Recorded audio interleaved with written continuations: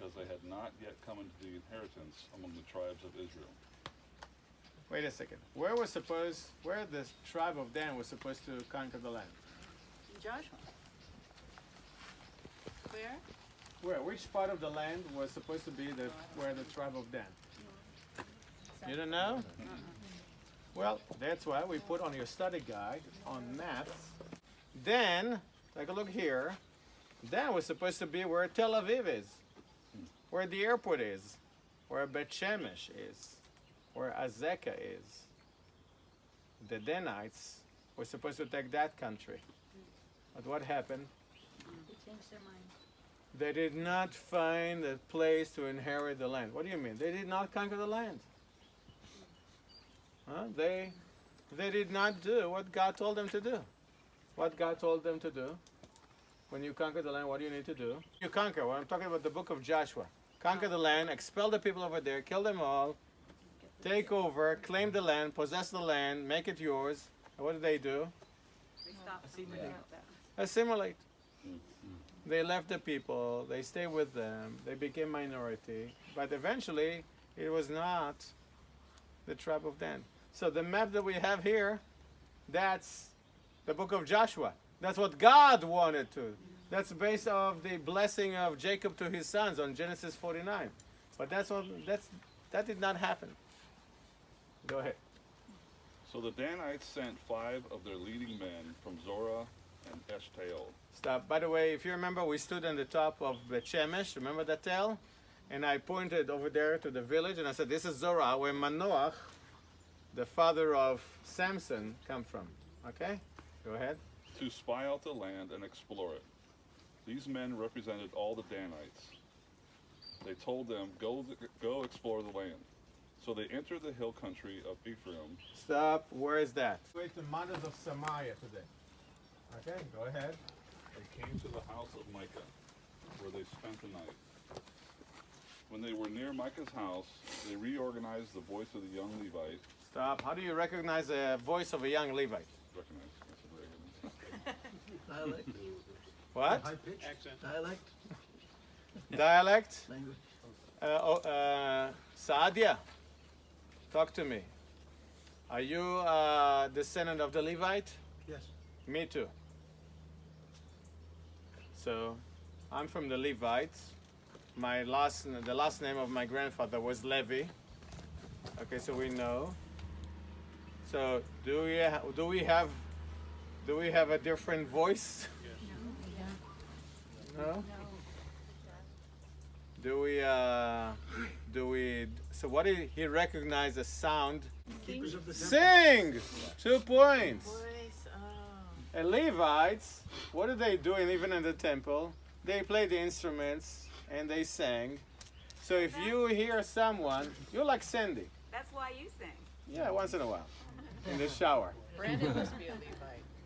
Whom? Brandon. Brandon? He I'm a sang. Levite. Ah, Brandon, you're a Levite. Deep inside, here.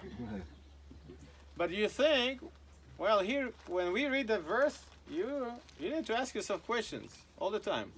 What does it mean, he recognized young Levites? What do you recognize? So again, probably Levites used to sing the hymns of the scriptures. Even today, take a look at Jewish people. We don't read the scriptures. We're chanting. Okay? Baruch atah Adonai Eloheinu melech. It's chanting. We're not. I don't say Baruch atah Adonai. We're chanting. So when he recognized the voice of a young Levite, go ahead. So they turned in there and asked him, who brought you here? What are you doing in this place?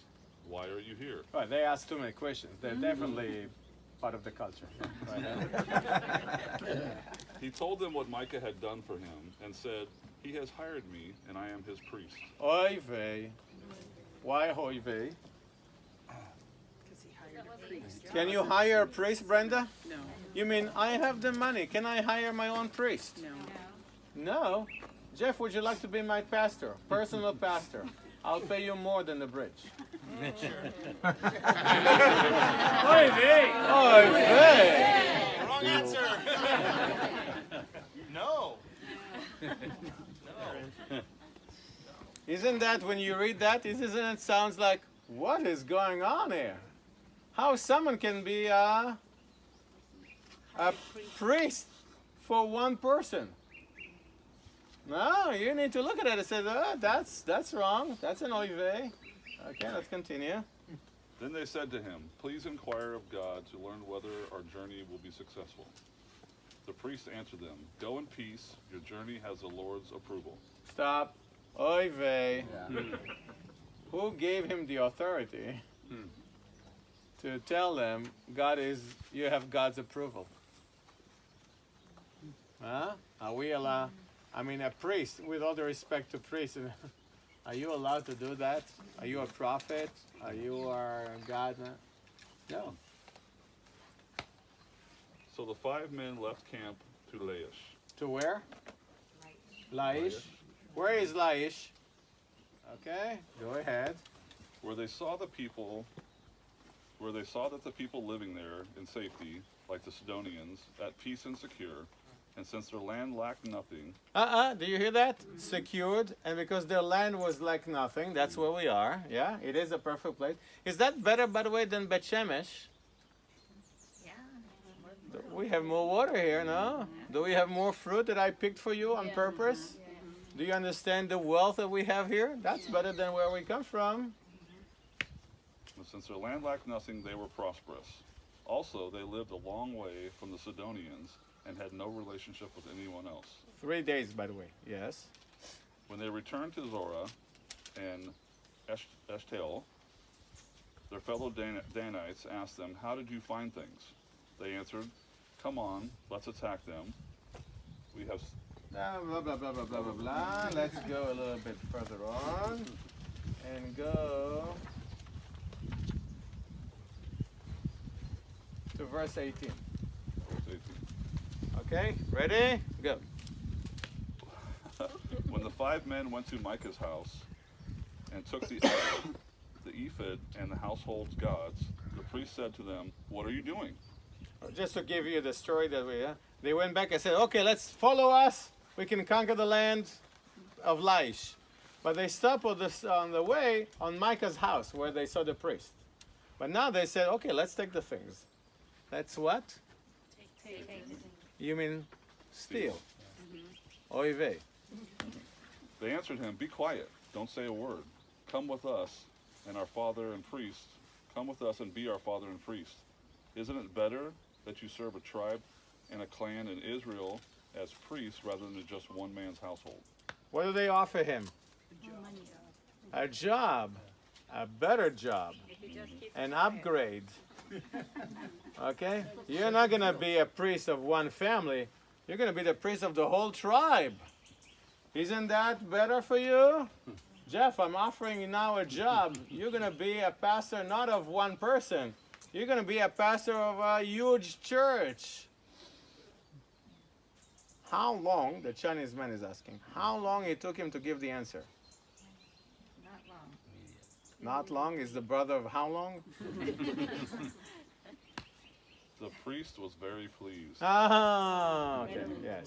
He took the ephod, the household gods, and the idol, and went along with the people.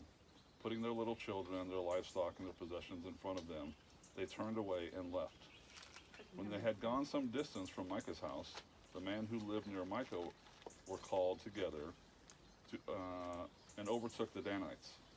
And they shouted after them. The Danites turned and said to Micah, "What is the matter with you?" Well, I mean, they are stealing. They are taking his praise. And they're there to say, what is the matter with you? Isn't that over chutzpah? Yeah, the negative explanation of chutzpah. Go ahead. "What is the matter with you that you called out your men to fight?" He replied, "You took the gods I made and my priest and went away.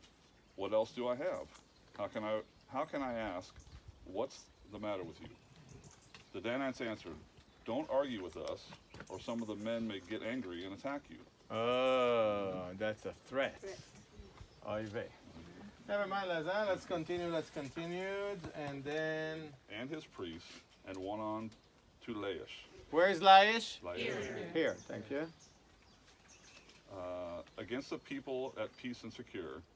They attacked them with the sword and burned down their city.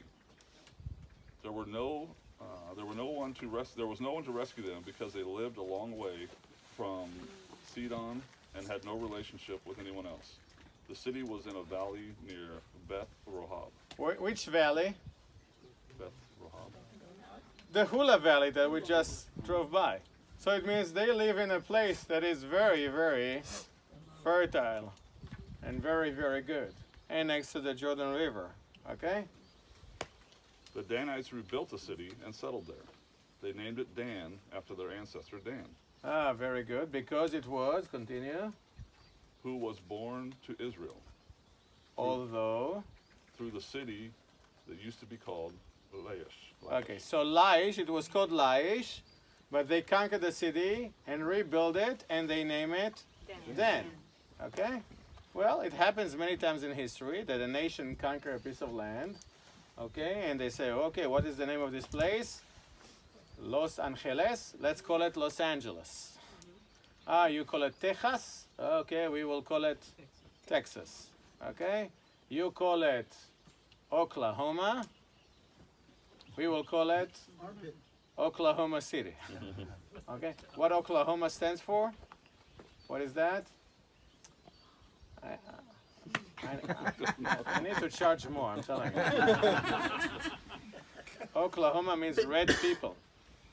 Definitely not politically correct today, but at that time, this is the land of the red people. Oklahoma. Okay? Be a quiz on that tonight. Yeah. So, sometimes we change names of city. Okay? David conquered the city and call it the city of David. Alexander the Great conquered the city and call it Alexandria. Okay? Roman emperors conquered the city and name it after Julius or after Augustus. So we have through the history, but what they did is they conquered the city called Laish and rename it, and they call it now Dan. So where are we now? In Dan, that used to be called Laish. So far we're okay. Go ahead.